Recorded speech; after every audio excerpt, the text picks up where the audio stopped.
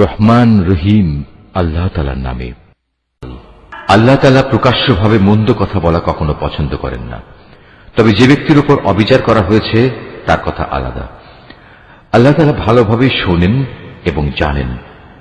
ভালো কাজ তোমরা প্রকাশ্যে করো কিংবা তা গোপনে করো, অথবা কোনো মন্দ কাজের জন্য যদি তোমরা ক্ষমা করে দাও, তাহলে তোমরাও দেখতে পাবে আল্লাহ তাআলা অতি ক্ষমাশীল ও প্রবল শক্তিমান। যারা আল্লাহ তাআলা ও তার রসুলদের অবিশ্বাস করে এবং আল্লাহ তাআলা ও রসুলদের মাঝে এই বলে একটা পার্থক্য করতে চায় যে আমরা রসুলদের কয়েকজনকে স্বীকার করি আবার কয়েকজনকে অস্বীকার করি, এর দ্বারা আসলে এরা নিজেদের জন্য একটা মাঝামাঝি রাস্তা বের করে নিতে চায়। এরাই হচ্ছে সত্যিকারের কাফের। আর আমি এ কাফেরদের জন্যই নির্দিষ্ট করে রেখেছি এক চরম লাঞ্ছনাদায়ক শাস্তি। অপরদিকে যারা আল্লাহ তাআলা ও তার রসুলের উপর ঈমান আনে এবং তার পাঠানো নবী রসুলদের একজনের সাথে আরেকজনের কোন রকম পার্থক্য করে না, এরাই হচ্ছে সেসব লোক যাদের তিনি অচিরেই অনেক পুরস্কার দান করবেন। প্রকৃতপক্ষে আল্লাহ তাআলা অত্যন্ত ক্ষমাশীল ও মহাদয়ালু। আহলে কেতাবের লোকেরা তোমার কাছে চায় তুমি যেন আসমান থেকে তাদের জন্য কোনো কেতাব নাজিল করো। এরা তো মুসার কাছে এর চাইতে বড় রকমের দাবি পেশ করেছিল। তখন তারা বলেছিল, হে মুসা, তুমি স্বয়ং আল্লাহ তাআলাকেই আমাদের প্রকাশ্যভাবে দেখিয়ে দাও।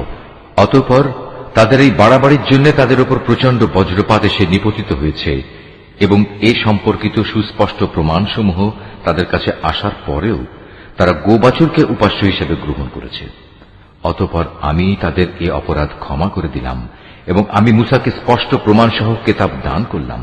এদের ওপর তুর পাহাড়কে উঠিয়ে উঁচু করে ধরে আমি এদের কাছ থেকে আনুগত্যের প্রতিশ্রুতি আদায় করেছিলাম। আমি তাদের বলেছিলাম, নগরের দ্বার প্রান্ত দিয়ে ভেতরে প্রবেশ করার সময় তোমরা একান্ত অনুগত হয়ে ঢুকবে।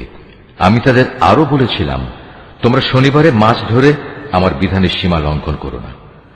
এ ব্যাপারে আমি তাদের কাছ থেকে শক্ত প্রতিশ্রুতি আদায় করে নিয়েছিলাম।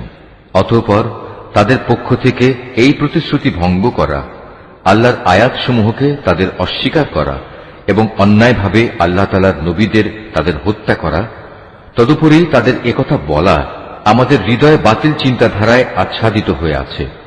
প্রকৃতপক্ষে তাদের ক্রমাগত অস্বীকার করার কারণে আল্লাহ তাআলা স্বয়ং তাদের দিলের উপর মোহর মেরে দিয়েছেন। তাই এদের কম সংখ্যক লোকই ঈমান আনে। যেহেতু এরা আল্লাহকে অস্বীকার করতেই থাকল, এরা পুণ্যবতী মারিয়ামের উপরও জঘন্য অপবাদ আনল। তাদের এই মিথ্যা উক্তি যে আমরা অবশ্যই মারিয়ামের পুত্র ঈসাকে হত্যা করেছি, যিনি ছিলেন আল্লাহর রসুল, যদিও আসল ঘটনা হচ্ছে তারা কখনোই তাকে হত্যা করেনি। তারা তাকে শূলবিদ্ধও করেনি। মূলত তাদের কাছে ধাঁধার কারণে এমনই একটা কিছু মনে হয়েছিল। তাদের মাঝে যারা সঠিক ঘটনা না জানার কারণে তার ব্যাপারে মতবিরোধ করেছিল, তারাও এতে করে সন্দেহে পড়ে গেল। এ ব্যাপারে তাদের অনুমানের অনুসরণ করা ছাড়া সঠিক কোন জ্ঞানই ছিল না। তবে এটুকু নিশ্চিত, তারা তাকে হত্যা করেনি, বরং আসল ঘটনা ছিল আল্লাহ তাআলা তাকে তার নিজের কাছে তুলে নিয়েছেন। আল্লাহ তাআলা মহাপরাক্রমশালী ও মহাপ্রজ্ঞাময়। এই আহলে কেতাবদের মাঝে এমন একজনও থাকবে না যে ব্যক্তি তার মৃত্যুর আগে তার তিরোধান সম্পর্কে আল্লাহ তাআলার এই কথার উপর ঈমান আনবে না। কিয়ামতের দিনে সে নিজেই এদের উপর সাক্ষী হবে। ইহুদিদের বাড়াবাড়ি ও সীমা লঙ্ঘনমূলক আচরণের জন্য এমন অনেক পবিত্র জিনিসও আমি তাদের জন্য হারাম করে দিয়েছিলাম, যেটা তাদের জন্য আগে হালাল ছিল। এটা এই কারণে যে এরা বহু মানুষকে আল্লাহ তাআলার পথ থেকে বিরত রেখেছে। যেহেতু এরা লেনদেনের সুদ গ্রহণ করে, অথচ এদের তা থেকে সুস্পষ্টভাবে নিষেধ করা হয়েছিল, এবং এরা অন্যের মাল সম্পদ ধোঁকা প্রতারণার মাধ্যমে গ্রাস করে। তাদের মধ্যে এসব অপরাধে লিপ্ত কাফেরদের জন্য আমি তাই কঠিন আযাব নির্দিষ্ট করে রেখেছি। কিন্তু তাদের মধ্যে যাদের আবার জ্ঞানের গভীরতা রয়েছে, তারা এবং এমন সব ঈমানদার যারা তোমার উপর যা কিছু নাজিল হয়েছে তার উপর বিশ্বাস করে, সাথে সাথে তোমার পূর্ববর্তী নবী ও রসুলদের উপর যা নাজিল হয়েছে তার উপরও বিশ্বাস করে, নামাজ প্রতিষ্ঠা করে, যাকাত আদায় করে, সর্বোপরি আল্লাহ তাআলা ও শেষ দিনের উপর ঈমান আনে। মূলত এরাই হচ্ছে সেসব সৌভাগ্যবান মানুষ যাদের অচিরেই আমি মহাপুরস্কার দেব। হে নবী, আমি তোমার কাছে আমার ওহী পাঠিয়েছি যেমনি করে আমি ওহী পাঠিয়েছিলাম নূহ ও তার পরবর্তী নবীদের প্রতি, আমি আরো ওহী পাঠিয়েছিলাম ইব্রাহিম, ইসমাইল, ইসহাক, ইয়াকুব ও তার বংশধরদের কাছে।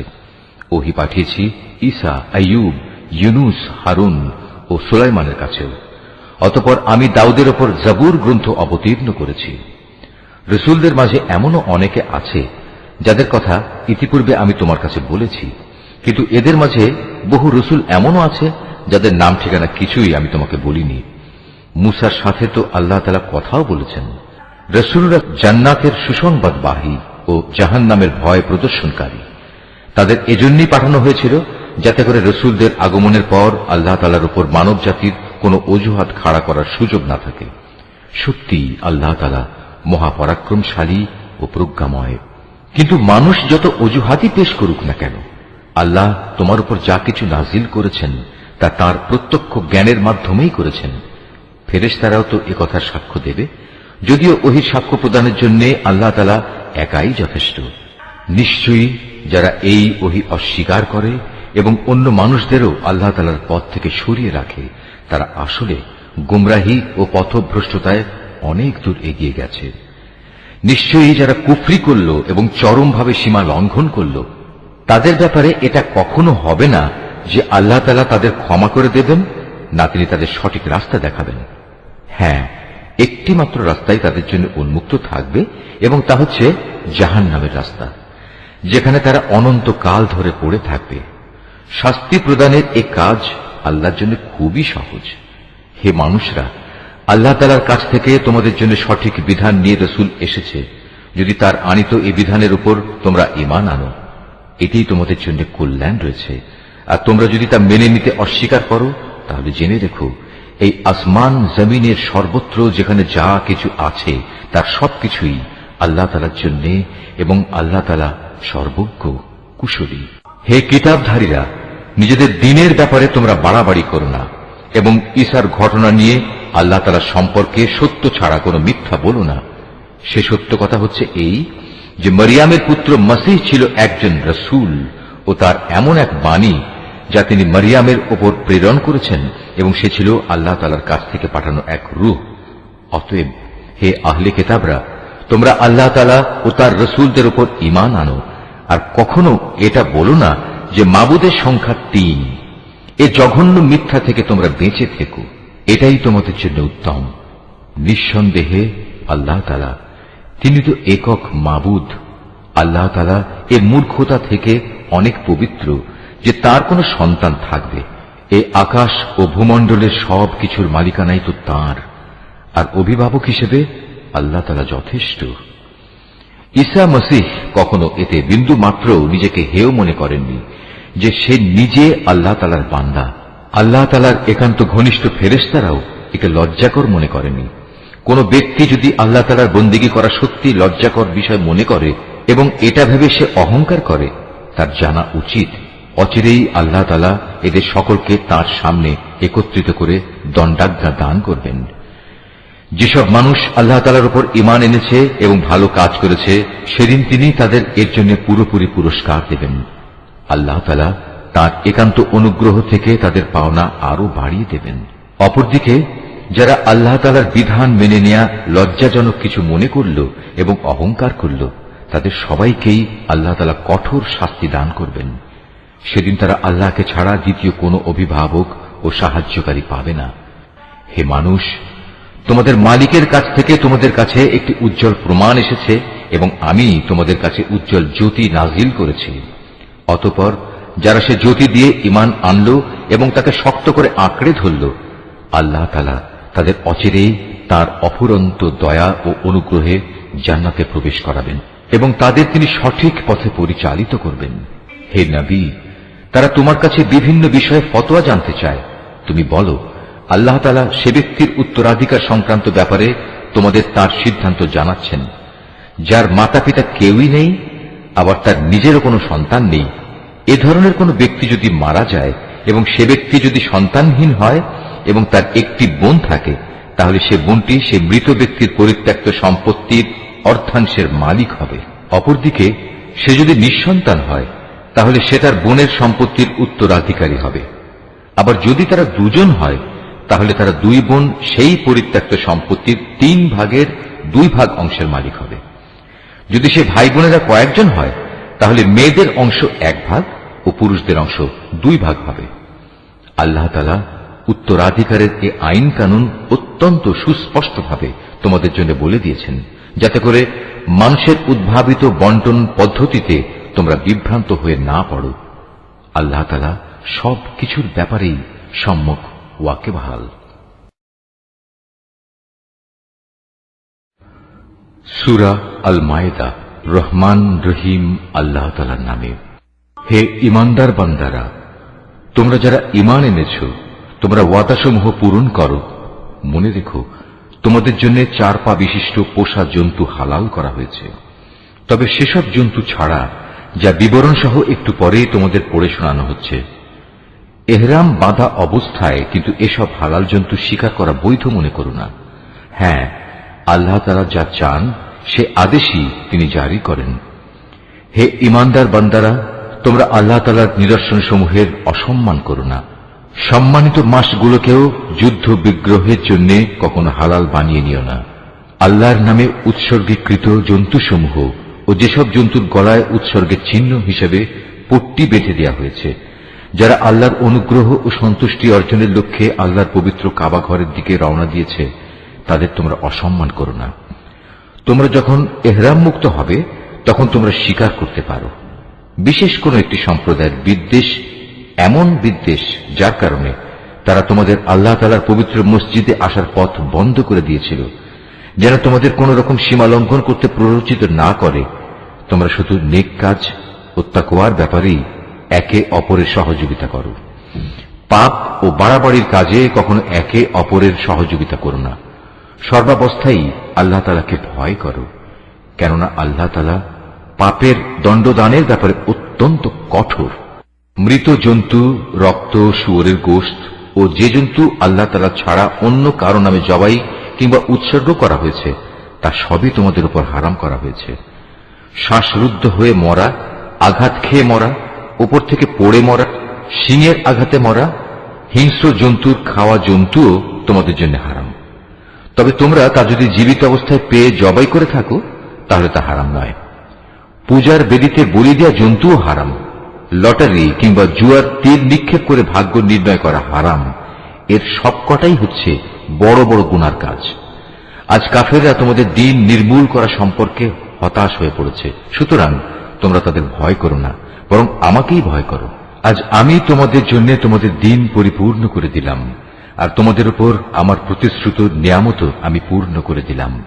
তোমাদের জন্য জীবনের ব্যবস্থা হিসেবে আমি ইসলামকেই মনোনীত করলাম।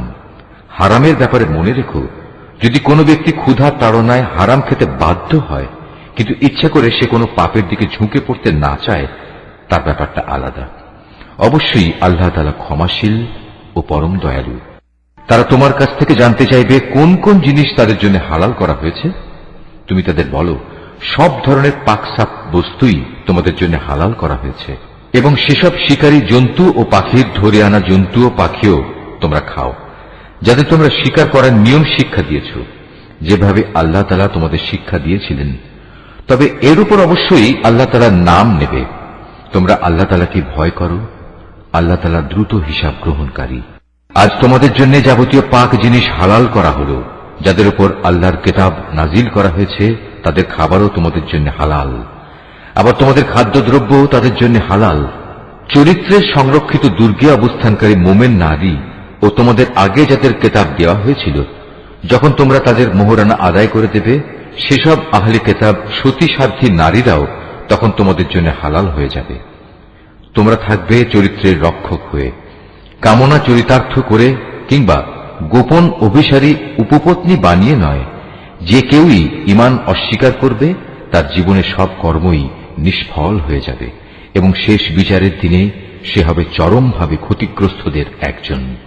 হে ঈমানদার ব্যক্তিরা, তোমরা যখন নামাজের জন্য দাঁড়াবে, তোমরা তোমাদের পুরো মুখমণ্ডল ও কনুই পর্যন্ত তোমাদের হাত দুটো ধুয়ে নেবে। অতঃপর তোমাদের মাথা মাসেহ করবে এবং পা দুটো গোড়ালি পর্যন্ত ধুয়ে নেবে। কখনো যদি এমন বেশি নাপাক হয়ে যাও যাতে গোসল করা ফরজ হয়ে যায়, তাহলে গোসল করে ভালোভাবে পবিত্র হয়ে নেবে। যদি তোমরা অসুস্থ হয়ে পড়ো কিংবা তোমরা যদি সফরে থাকো অথবা তোমাদের কেউ যদি মলমূত্র ত্যাগ করে আসে অথবা যদি নারী সম্ভোগ করে থাকো তাহলে পানি দিয়ে পবিত্রতা অর্জন করো। আর যদি পানি না পাও তাহলে পবিত্র মাটি দিয়ে তায়াম্মুম করে নাও। আর তায়াম্মুমের নিয়ম হচ্ছে সেই পবিত্র মাটি দিয়ে তোমরা তোমাদের মুখমণ্ডল ও হাত মাসেহ করে নেবে। মূলত আল্লাহ তাআলা কখনো পরিষ্কার পরিচ্ছন্নতার ব্যাপারে তোমাদের কষ্ট দিতে চান না, বরং তিনি চান তোমাদের পাক সাফ করে দিতে, এবং এভাবেই তিনি তোমাদের উপর তার নিয়ামতসমূহ পূর্ণ করে দিতে চান, যাতে করে তোমরা তার কৃতজ্ঞতা আদায় করতে পারো। তোমাদের উপর আল্লাহ তাআলার নিয়ামতসমূহ তোমরা স্মরণ করো এবং তোমাদের কাছ থেকে যে পাকা প্রতিশ্রুতি তিনি গ্রহণ করেছিলেন সে কথাও ভুলে যেও না। যখন তোমরা তার সাথে অঙ্গীকার করে বলেছিলে, হে আমাদের মালিক, আমরা তোমার কথা শুনলাম এবং তা মেনে নিলাম। তোমরা আল্লাহ তাআলাকে ভয় করো। অবশ্যই আল্লাহ তাআলা তোমাদের অন্তরে যা কিছু আছে সে সম্পর্কে সম্যক অবগত আছেন।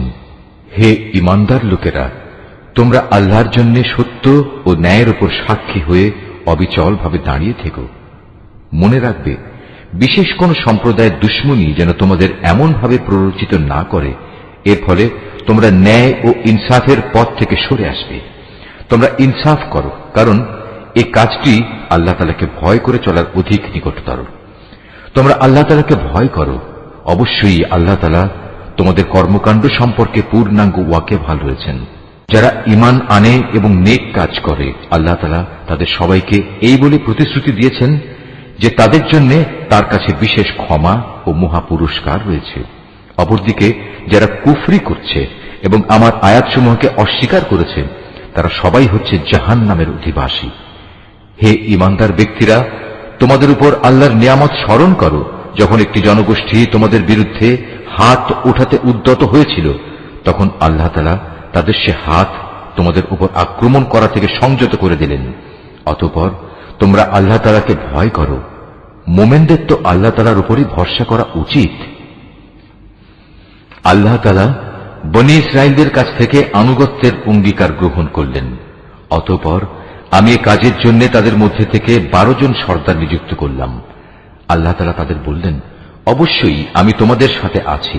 তোমরা যদি নামাজ প্রতিষ্ঠা করো, যাকাত আদায় করো, আমার রাসূলদের উপর ঈমান আনো এবং দ্বীনের কাজে যদি তোমরা তাদের সাহায্য সহযোগিতা করো, সর্বোপরি আল্লাহ তাআলাকে তোমরা যদি উত্তম ঋণ প্রদান করো, তাহলে অবশ্যই আমি তোমাদের গুনাহসমূহ মোচন করে দেব এবং তোমাদের আমি এমন এক জান্নাতে প্রবেশ করাবো যার তলদেশ দিয়ে ঝর্ণাধারা প্রবাহিত হয়।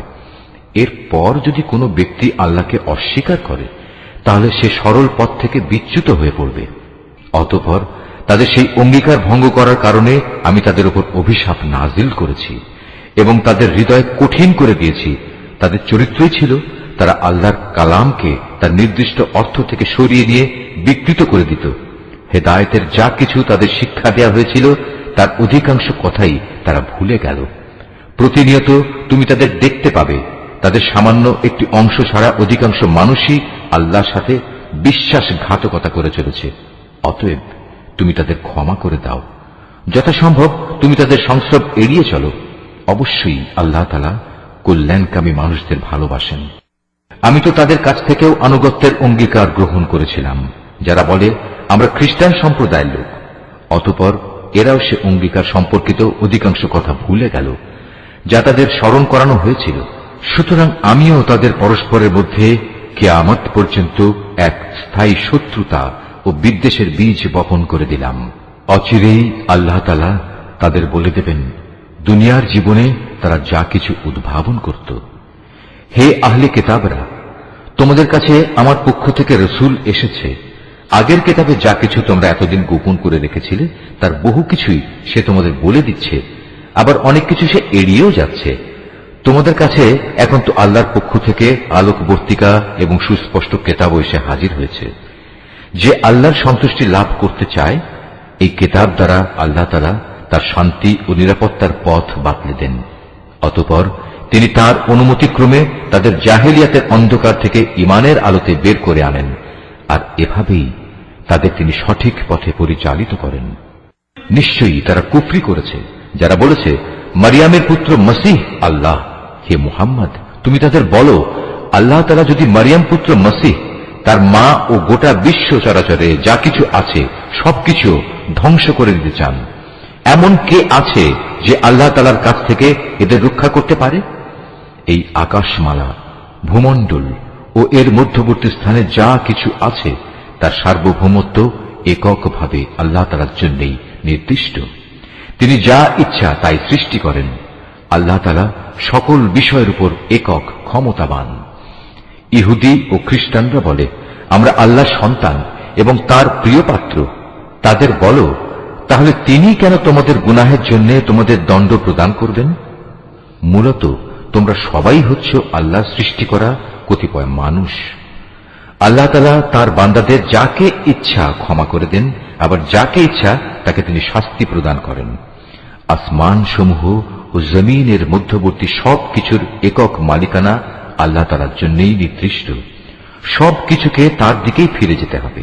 হে আহলে কিতাবরা, রসুলদের আগমন ধারার উপরই আমার পক্ষ থেকে তোমাদের কাছে একজন রসুল এসেছে। সে তোমাদের জন্য আমার কথাগুলো সুস্পষ্টভাবে বর্ণনা করছে, যাতে করে তোমরা বিচারের কাঠগড়ায় দাঁড়িয়ে একথা বলতে না পারো যে, কই আমাদের কাছে জান্নাতের সুসংবাদ বহনকারী ও জাহান্নামের সতর্ককারী হিসেবে কেউ তো আগমন করেনি। আজ সত্যি সত্যি তোমাদের কাছে সুসংবাদবাহী ও সতর্ককারী একজন রসুল এসে গেছে। বস্তুত আল্লাহ তাআলা সর্ববিষয়ে শক্তিমান। স্মরণ করো যখন মুসা তার জাতিকে বলেছিল, হে আমার সম্প্রদায়ের লোকেরা, আল্লাহ তাআলা তোমাদের উপর যে নিয়ামত নাজিল করেছেন তা তোমরা স্মরণ করো। যখন তিনি তোমাদের মাঝে বহু নবী পয়দা করেছেন, তিনি তোমাদের এ জমিনের শাসনকর্তা বানিয়েছেন। এছাড়াও তিনি তোমাদের এমন সব নিয়ামত দান করেছেন যা এ বিশ্ব জগতে এর আগে তিনি আর কাউকে দান করেননি। হে আমার জাতি, আল্লাহ তাআলা তোমাদের জন্য যে পবিত্র ভূখণ্ড লিখে রেখেছেন, তোমরা তাতে প্রবেশ করো এবং এ অগ্রাভিযানে কখনো পশ্চাদাপসরণ করো না। তারপরেও তোমরা যদি ফিরে আসো তাহলে ভীষণ ক্ষতিগ্রস্ত হবে। তারা বলল, হে মুসা, আমরা কিভাবে সেই জনপদে প্রবেশ করব? সেখানে তো এক দুর্দণ্ড প্রতাপশালী সম্প্রদায় রয়েছে। তারা সেখান থেকে বেরিয়ে না এলে আমরা কিছুতেই সেখানে প্রবেশ করব না। তারা সেখান থেকে বেরিয়ে এলে আমরা অবশ্যই প্রবেশ করব। যারা আল্লাহ তাআলাকে ভয় করছিল তাদের এমন দুজন লোক, যাদের উপর আল্লাহ তাআলা অনুগ্রহ করেছিলেন, এগিয়ে এসে বলল, তোমরা সদর দরজা দিয়েই তাদের জনপদে প্রবেশ করো, আর একবার সেখানে প্রবেশ করলেই তোমরা বিজয়ী হবে। তোমরা যদি সত্যিকার অর্থে মুমিন হও তাহলে আল্লাহর উপরই ভরসা করো। তারা আরো বলল, হে মুসা, সেই শক্তিশালী লোকেরা যতক্ষণ পর্যন্ত সেখানে থাকবে ততক্ষণ আমরা কোনো অবস্থায় সেখানে প্রবেশ করব না। তুমি বরং যাও, তুমিও তোমার মালিক উভয় মিলে যুদ্ধ করো, আমরা এখানে বসে রইলাম। তাদের কথা শুনে মুসা বলল, হে আমার মালিক, তুমি তো জানো আমার নিজের এবং আমার ভাই ছাড়া আর কারো ওপর আমার আধিপত্য চলে না। অতএব আমাদের মাঝে ও এই নাফরমান লোকদের মাঝে তুমি মীমাংসা করে দাও। আল্লাহ তাআলা বললেন, হ্যাঁ, তাই হবে। আগামী 40 বছর পর্যন্ত সে জনপদ তাদের জন্য নিষিদ্ধ করে দেয়া হল। এ সময়ে তারা উদ্ভ্রান্ত হয়ে পৃথিবীতে এদিক সেদিক ঘুরে বেড়াবে। সুতরাং তুমি এই নাফরমান লোকদের উপর কখনো দুঃখ করো না। হে মুহাম্মদ, তুমি এদের কাছে আদমের 2 পুত্রের গল্পটি যথাযথভাবে শুনিয়ে দাও। গল্পটি ছিল, যখন তারা দুজনই আল্লাহর নামে কোরবানি পেশ করল, তখন তাদের মধ্যে একজনের কাছ থেকে কোরবানি কবুল করা হল, আরেকজনের কাছ থেকে তা কবুল করা হল না। যার কোরবানি কবুল করা হয়নি সে বলল, আমি অবশ্যই তোমাকে হত্যা করব। যার কোরবানি কবুল করা হল সে বলল, আল্লাহ তাআলা তো শুধু পরেজগার লোকদের কাছ থেকে কোরবানি কবুল করেন। হিংসার বশবর্তী হয়ে তুমি যদি আজ আমাকে হত্যা করার জন্য আমার দিকে তোমার হাত বাড়াও, তাহলে আমি কিন্তু তোমাকে হত্যা করার জন্য তোমার প্রতি আমার হাত বাড়িয়ে দেব না। কেননা আমি সৃষ্টিকুলের মালিককে ভয় করি। আমি বরং চাইব তুমি আমার গুনাহ ও তোমার গুনাহের বোঝা একাই তোমার মাথার উপর উঠিয়ে নাও এবং এভাবেই তুমি জাহান্নামের অধিবাসী হয়ে পড়ো। মূলত এ হচ্ছে জালেমদের যথার্থ কর্মফল। শেষ পর্যন্ত তার কুপ্রবৃত্তি তাকে নিজ ভাইয়ের হত্যার কাজে উস্কানি দিল। অতঃপর সে তাকে খুন করেই ফেলল এবং এ কাজের ফলে সে ক্ষতিগ্রস্তদের অন্তর্ভুক্ত হয়ে গেল। অতঃপর আল্লাহ তাআলা সেখানে একটি কাক পাঠালেন। কাকটি হত্যাকারীর সামনে এসে মাটি খুঁড়তে লাগলো। উদ্দেশ্য তাকে দেখানো কিভাবে সে তার ভাইয়ের লাশ লুকিয়ে রাখবে। এটা দেখে সে নিজে নিজে বলতে লাগলো, হায়, আমি তো এই কাকটির চাইতেও অক্ষম হয়ে পড়েছি। আমি তো আমার ভাইয়ের লাশটাও গোপন করতে পারলাম না। অতঃপর সে সত্যি সত্যি নিজের কৃতকর্মের জন্য অনুতপ্ত হল। পরবর্তীকালে এই ঘটনার কারণে আমি বনী ইসরায়েলদের জন্য এই বিধান জারি করলাম যে কোনো মানুষকে হত্যা করার কিংবা পৃথিবীতে ধ্বংসাত্মক কাজ করার শাস্তি বিধান ছাড়া অন্য কোনো কারণে কেউ যদি কাউকে হত্যা করে, সে যেন গোটা মানব জাতিকেই হত্যা করল। আবার এমনিভাবে যদি কেউ একজনের প্রাণ রক্ষা করে, তবে সে যেন গোটা মানব জাতিকেই বাঁচিয়ে দিল। এদের কাছে আমার রসুলরা সুস্পষ্ট নিদর্শন নিয়ে এসেছিল, তারপরেও এদের অধিকাংশ লোক এই জমিনের বুকে সীমা লঙ্ঘনকারী হিসেবেই থেকে গেল। যারা আল্লাহ তাআলা ও তার রসুলের বিরুদ্ধে যুদ্ধ করে এবং আল্লাহর জমিনে বিপর্যয় সৃষ্টি করে, তাদের জন্য নির্দিষ্ট শাস্তি হচ্ছে এই যে তাদের হত্যা করা হবে কিংবা তাদের শূলবিদ্ধ করা হবে, অথবা বিপরীত দিক থেকে তাদের হাত পা কেটে ফেলা হবে কিংবা দেশ থেকে তাদের নির্বাসিত করতে হবে। এই অপমানজনক শাস্তি তাদের দুনিয়ার জীবনের জন্য। তাছাড়া পরকালে তাদের জন্য ভয়াবহ আযাব তো রয়েছেই। তবে এটা তাদের জন্য নয় যাদের উপর তোমাদের আধিপত্য স্থাপিত হবার আগেই তারা তওবা করেছে। তোমরা জেনে রেখো, আল্লাহ তাআলা একান্ত ক্ষমাশীল ও পরম করুণাময়।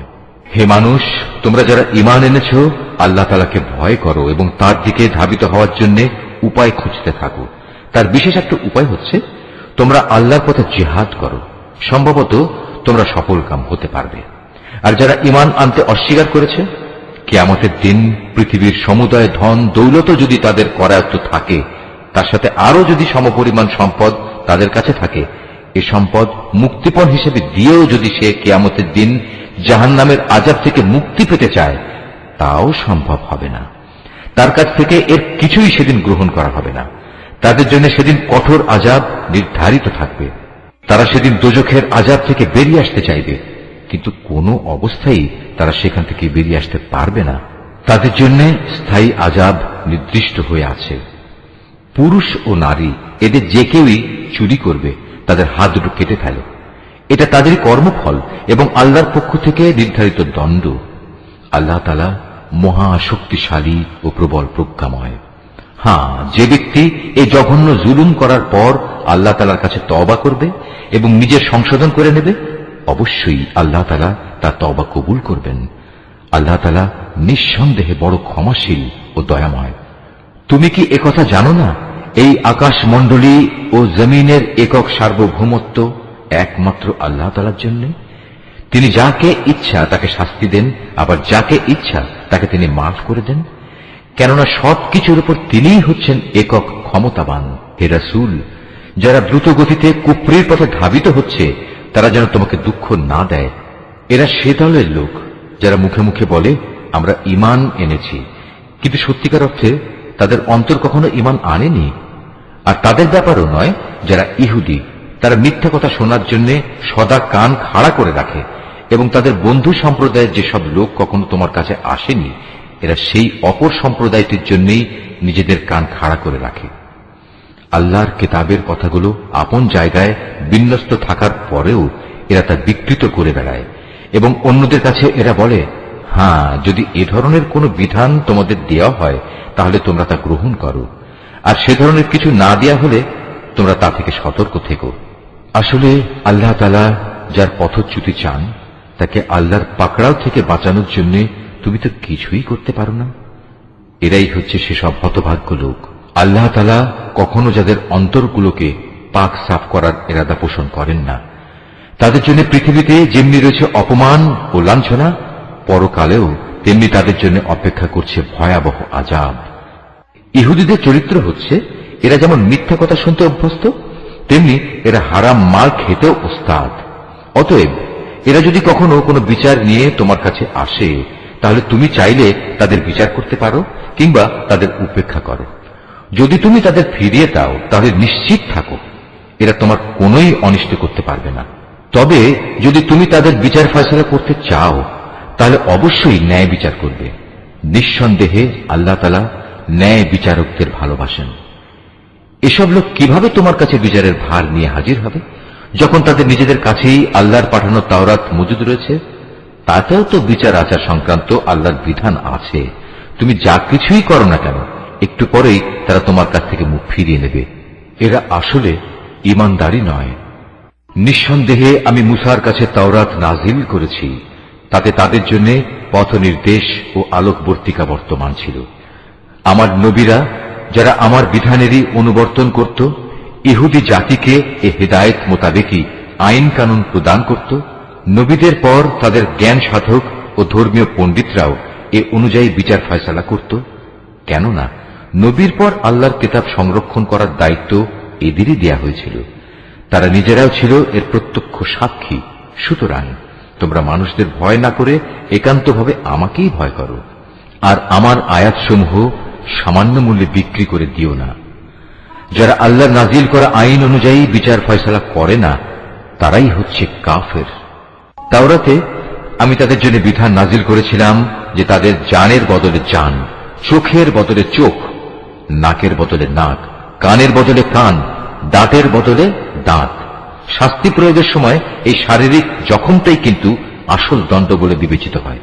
অবশ্য বাদীপক্ষের কেউ যদি এই দণ্ড মাফ করে দিতে চায়, তাহলে তা তার নিজের গুনাহ খাতার জন্য কাফারা হিসেবে গণ্য হবে।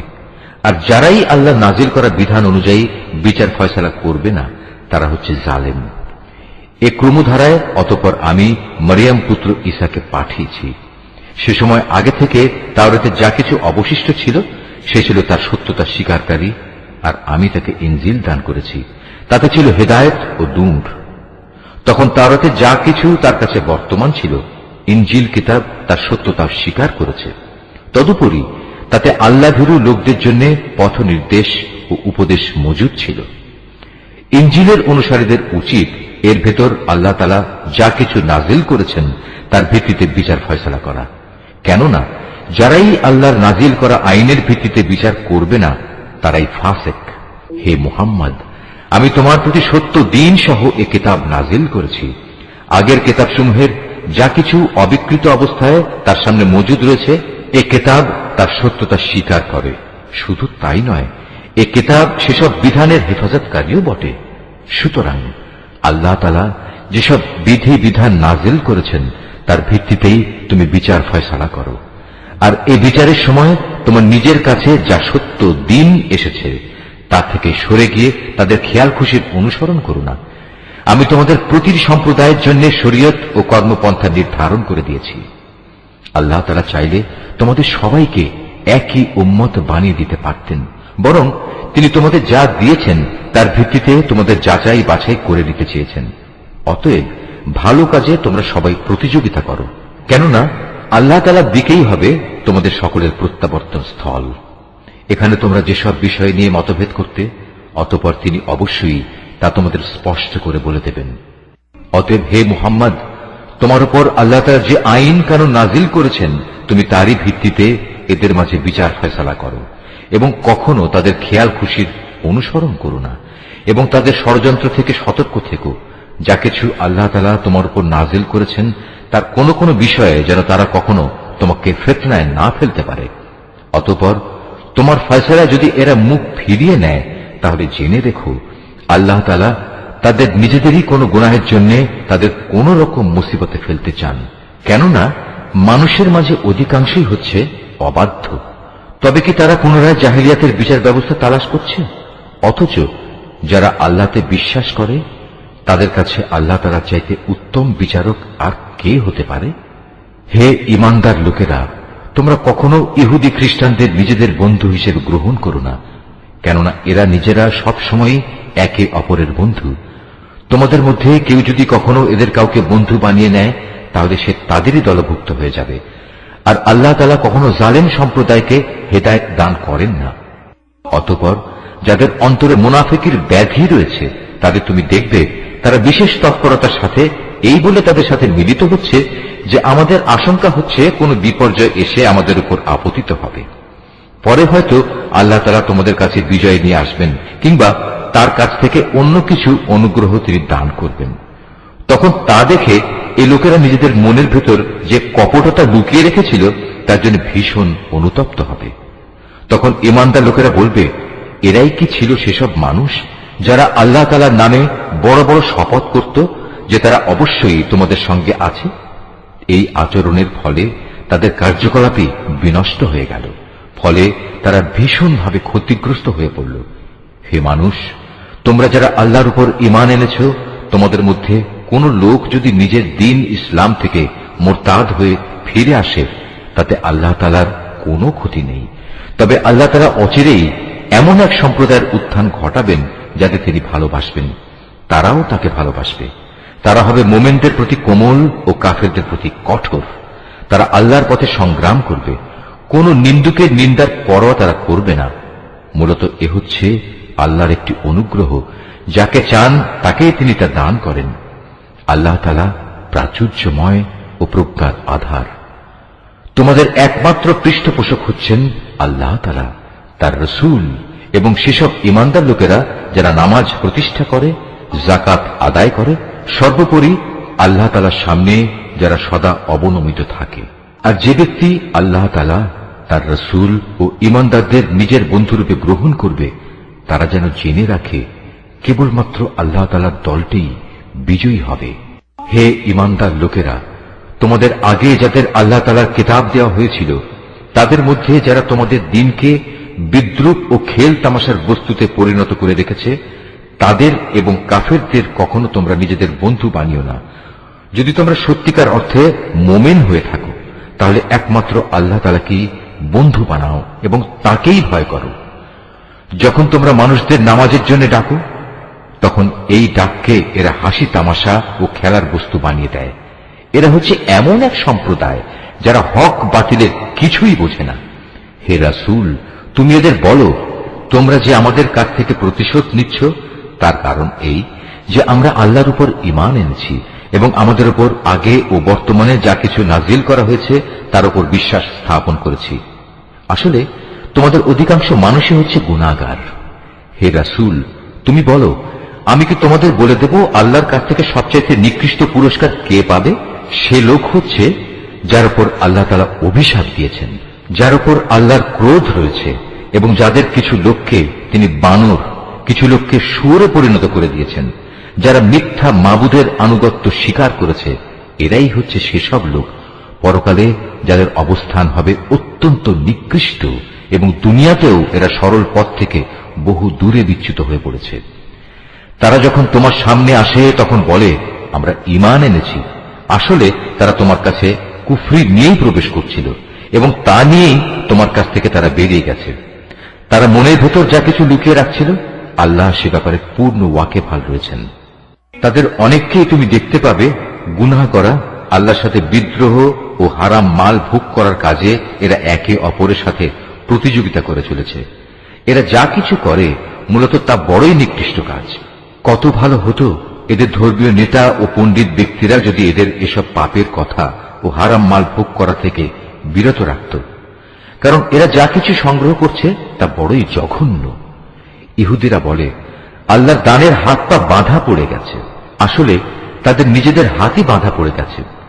আর তারা যা কিছু বলেছে সে কারণে তাদের উপর আল্লাহ তাআলার অভিশাপ নাজিল করা হয়েছে। আল্লাহর তো দুনিয়া আখিরাতের উভয় হাতই মুক্ত। যেভাবে তিনি চান সেভাবেই তিনি দান করেন। প্রকৃত ঘটনা হচ্ছে, তোমার মালিকের পক্ষ থেকে যা কিছু তোমার উপর নাজিল করা হয়েছে তা তাদের অনেকেরই সীমা লঙ্ঘন ও কুফরি বাড়িয়ে দিয়েছে।